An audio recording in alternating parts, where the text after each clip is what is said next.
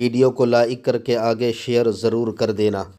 جو تیر گھوڑوں پہ چلتا ہے وہ تیر حرملہ ابن کاہل نے مولا حسین کے بیٹے کے حلق پر یہ کہہ کر چلایا، حسین تجھے اپنے بیٹے کی پیاس کا بڑا احساس ہے، لے آج کے بعد تیرا بیٹا کبھی پانی نہیں مانگے گا۔ جیسے ہی حلق اصغر پہ تیر چلا، اصغر کا حلق چیرتا ہوا وہ تیر میرے امام کے بازو میں پیوست ہو گیا۔ مولا حسین نے دیکھا، بچے پہ نظر کی، وہ معصوم پسلیوں والا بچہ، وہ 6 مہینے کا کمزور سا بچہ باپ کی گود میں جھرجھری لینے لگا۔ باپ نے اپنے بیٹے کو گود میں جھرجھری لیتے دیکھا، حسین اعظم کی کیفیت بدل گئی، اور ہاتھ سے جیسے ہی وہ تیر آپ نے کھینچا، ایسی خون کی پھوار نکلی کہ مولا حسین کے ہاتھوں میں وہ خون آ گیا، داڑھی پر پڑا، چہرے پہ پڑا، آپ نے اسے چہرے پہ ملا، اور جو خون بچا اسے زمین پہ پھینکنا چاہتے تھے۔ آواز آئی، حسین زمین پہ نہ پھینک، قیامت تک کے دانہ نہیں اگے گا۔ پھر سوچا آسمان پہ اچھال دے، آسمان کی طرف، کہا حسین قیامت تک کے پانی نہیں برسے گا۔ مولا حسین نے وہ خون اپنے چہرے پہ مل لیا اور کہا، اللہ قیامت کے دن حسین جب اصغر کے خون کا مدعی بن کر کے آئے گا تو تیری بارگاہ میں اسی حالت میں آئے گا۔ اور جب ننھا سا لاشا لے کر حسین چلے ہیں تو آسمان کی طرف اس صبر و رضا کے پیکر نے اپنے ہاتھوں کو اٹھا کر کے کہا، اللہ 19 سال کے قاسم کی قربانی قبول کی ہے، 18 سال کے علی اکبر کی قربانی قبول کی ہے، میرے بھائی عباس کی قربانی قبول کی ہے، مولا یہ چھوٹی سی 6 مہینے کی معصوم قربانی بھی قبول فرما لے۔ خدا جانے کہ کیا ندائیں آ رہی ہوگی، کیسی تسلیاں دی جا رہی ہوگی۔ اللہ اکبر، ذرا آسمان کے فرشتے بھی آ کر تو دیکھیں قیامت کے دن، کربلا کے دن کہ کیا ہو رہا ہے۔ انی عالم ما لا تعلمون کے جلوے نظر آ رہے ہیں۔ اللہ اکبر، وہ کام حسین نے کر دکھایا جو فرشتوں کے بس کا بھی نہ تھا، اس لیے کہ 6 مہینے کے بچے کو اللہ کی راہ میں قربان کر دینا۔ بدر والوں کی قربانی سر آنکھوں پر، احد والوں کی قربانی سر آنکھوں پر، خندق والوں کی قربانی سر آنکھوں پر، لیکن جوانوں کا مقابلہ جوانوں سے تھا۔ جو کوئی نابالغ ہوتا اللہ کے رسول اس کو میدان جنگ سے واپس کر دیتے تھے، لیکن یہاں تو 6 مہینے کا معصوم بچہ بھی حسین کربلا میں لا کر نانا کے وعدے کو وفا کر رہے ہیں۔ جبریل کی چیخیں نکل گئی ہوگی، کیا حال ہوا ہوگا، فرشتوں کی چیخیں نکل گئی ہوگی، ننھا سا معصوم بچہ۔ بلکہ اے جناب ابراہیم تم پر درود و سلام ہو، ذرا آپ بھی آ کر کے تو دیکھیں، روح ابراہیم بھی کربلا میں حیرت سے حسین کا منہ تک رہی ہوگی کہ حسین ہم نے تو صرف چھری رکھی تھی، بیٹے کی گردن پر اور آنکھوں پہ پٹی باندھ لی تھی کہ بیٹے کا تڑپ ہم دیکھ نہ سکیں گے، بیٹے کا کرب دیکھ نہ سکیں گے، لیکن یہاں تو اتنے بیٹے بتوجوں کا لاشا دیکھ کر بھی معصوم علی اصغر کو قربان کر دیا ہے حسین نے۔ اللہ اکبر، یہ وہ قربانی ہے جو کبھی بھلائی نہیں جا سکتی ہے۔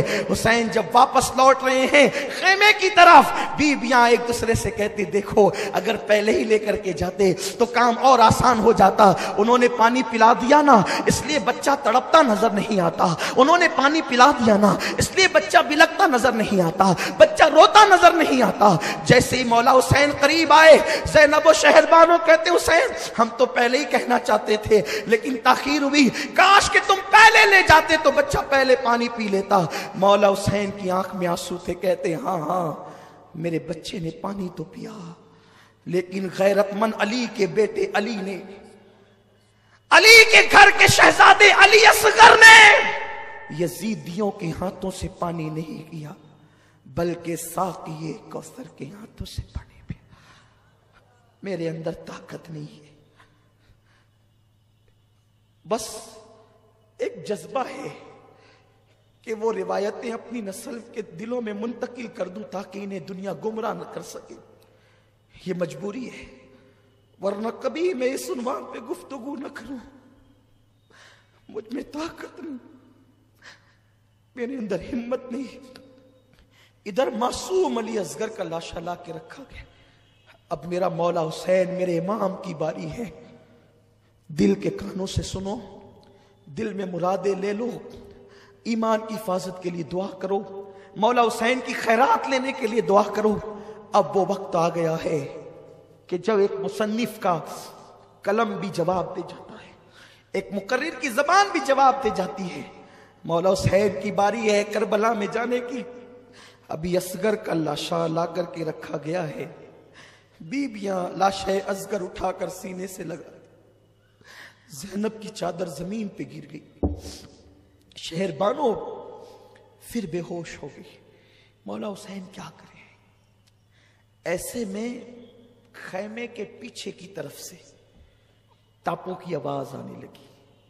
मौला हुसैन ने घबरा के देखा, पीछे से टापों की आवाज, दुश्मन तो उधर है। जब टापों की आवाज आने लगी तो आप उस तरफ मुतवज्जे हुए तो धूल उड़ रही थी। धूल छटी तो देखा कि कोई एक नेक आदमी घोड़ा दौड़ा के आ रहा है, घोड़ा पसीने पसीने है। और उसके बाद वो वहां खड़ा हो गया, थर थर कांपता था मौला हुसैन का वजूद देखकर। मौला हुसैन को उसने सलाम किया, पैर चूमे, हाथ चूमे, कहा आप हुसैन इब्ने अली हैं? हाँ। क्या बात है? इस साल में हज को गया था,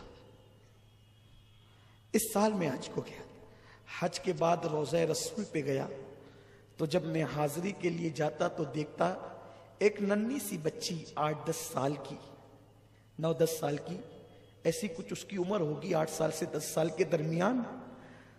वो बुरका ओढ़ करके आती और मज़ारे रसूल पे कदमों में बैठ के कहती, नाना मेरा बाबा गया, 6 महीने हो गए नाना, उसका कोई खत ना आया।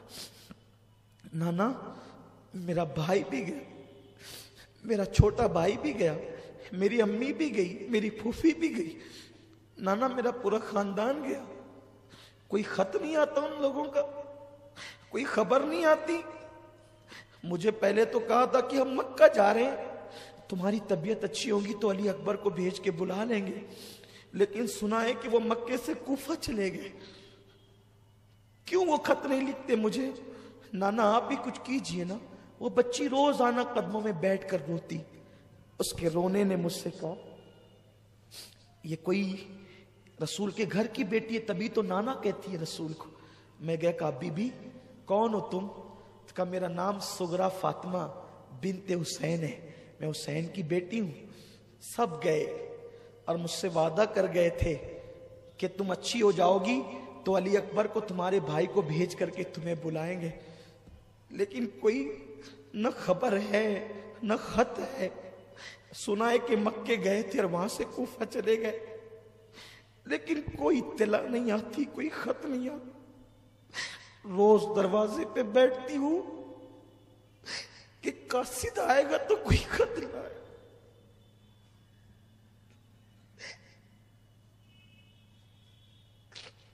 हर एक का खत आता है, मेरा कोई खत नहीं आता।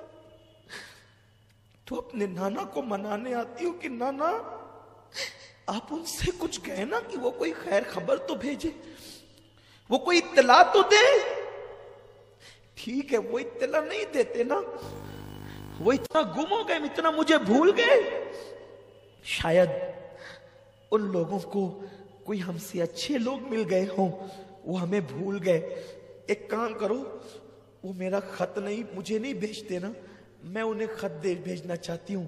कोई है कूफा जाने वाला? मैंने कहा मैं कूफा में ही रहता हूं बीबी, और तुम्हारे दादा अली का मैं मुहिब हूं और मैं हज के लिए आया था, मैं जाने वाला हूं। तो उसने खत ला करके दिया और कहा मेरा खत ले जाएगा ना, मेरे बाबा को देगा ना, तो मैं तुझे कुछ तोहफे दूंगी, लेकिन मेरा खत ले जा करके पहुंचाना। अच्छा ठीक है। कुछ बर्तन लाई, पुराने बर्तन थे, एक कपड़े की गठरी लाई। कहा जब मेरा भैया अली असगर गया था ना, तो उस वक्त मेरे पास इंतजाम नहीं था कि मैं नए कपड़े भैया को दे सकूं। देखो मैंने कितने कपड़े खरीद के रखे हैं मेरे भाई के लिए, ये मेरे भाई को देना और कहना ये अली असगर को पिनाना। और ये बर्तन मेरी दादी फातिमा के बर्तन है, ये तुम्हें तोहफे में खत पहुंचाने का इनाम है।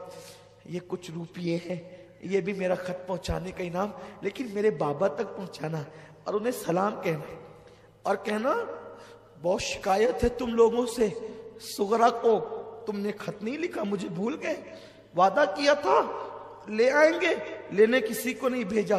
لیکن سغرا کو کیا خبر تھی اس معصوم بچی کو کہ نکلے ہیں اور امتحان میں گرفتار ہوئے ہیں، خود کی خبر سے بے خبر ہیں، بیٹی کی کیا خبر لیتے۔ ہائے ہائے، میں نے کہا اے بی بی میں تمہارا غلام، تمہارے خاندان کا غلام، یہ برتن رکھو، یہ پیسے رکھو، میں علی اصغر کے جو تمہارا بھیا ہے اس کے کپڑے لے جاتا ہوں، خط دو۔ اور کہتے ہیں اس کے بعد کہ یہ میں کوفہ کی طرف جا رہا تھا، لیکن اچانک میرے گھوڑے کو کوئی اس طرف موڑتا تھا، میں اپنے گھوڑے کو ادھر لے جاتا تو غیبی طاقت ادھر، پھر ادھر لے جاتا تو غیبی طاقت ادھر۔ آخر میں نے سوچا کہ کیا بات ہے، تو مجھے دور سے فوج نظر آئی، تو میں نے سوچا یہ فوج شاید مجھے نقصان پہنچائے گی تو جنگل کے راستے چلو، لیکن جیسے میں اس طرف آیا تو مجھے خیمہ نظر آیا، اور پھر یہ سارا واقعہ۔ سغرا کا خط مولا حسین نے ہاتھ میں لیا اور اس اجنبی مسافر نے کہا یہ گٹھری ہے، اس میں علی اصغر کے کپڑے ہیں، جو زخم ابھی بھرا بھی نہیں تھا وہ پھر سے ہرا ہو گیا۔ گٹھری لائے، خط لائے، بیبیوں نے پوچھا کیا ہے، وہ مسافر واپس ہو گیا۔ کیا ہے؟ اس وقت بیبیوں سے کہا سغرا کا خط ہے۔ اور یہ کیا ہے؟ کہا سغرا نے علی اصغر کو پہننے کے لیے نئے کپڑے۔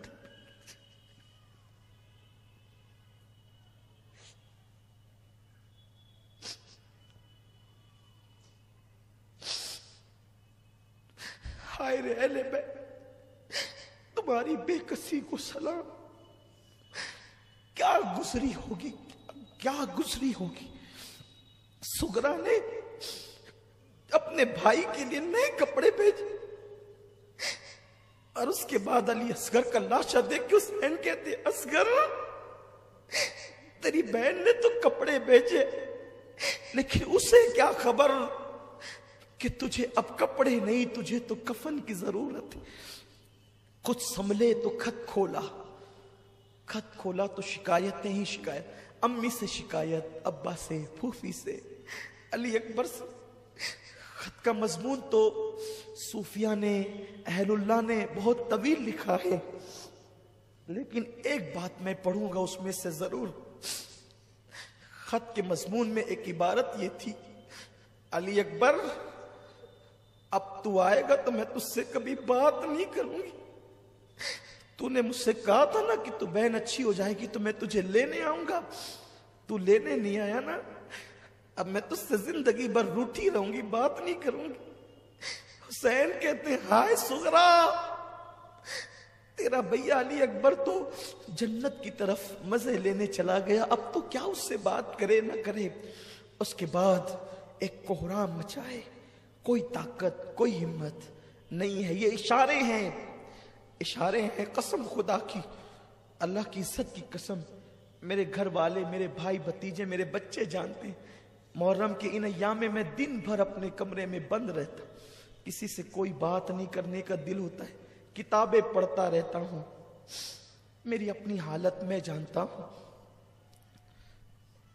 میرا دین بڑا محتاط ہے، میرا مسلک بڑا محتاط ہے، جو پڑھا ہے وہ بیان نہیں ہو سکتا، جو لکھا ہے وہ کما کہو بیان نہیں ہو سکتا، لیکن مختصر یہ کہ اب وہ وقت آیا کہ مولا حسین نے کربلا میں جانے کا ارادہ کر لیا۔ سہاگ اجڑتا ہوا بیبیاں دیکھ رہی ہے، لاشیں پڑی ہے، خیمہ خالی ہو، سہاگ اجڑ رہا ہے، قائد قافلہ، سالار قافلہ اب قافلے کو ایک جنگل میں چھوڑ کر جانا چاہتا ہے۔ بیویاں کہتی حسین کس کے بھروسے چھوڑ جاؤ گے؟ سکینہ کو ہوش آتا ہے، بابا آپ کے سینے کے بغیر مجھے نیند نہیں آتی، بابا آپ کس کے بھروسے مجھے چھوڑ جاتے ہیں؟ مولا حسین نے کہا سکینہ मेरी बेटी मैं तुझे अल्लाह के भरोसे सौंपता हूँ। सुन बेटी, मैं तो जा रहा हूँ, अल्लाह का दीन हमेशा के लिए जिंदा हो जाएगा।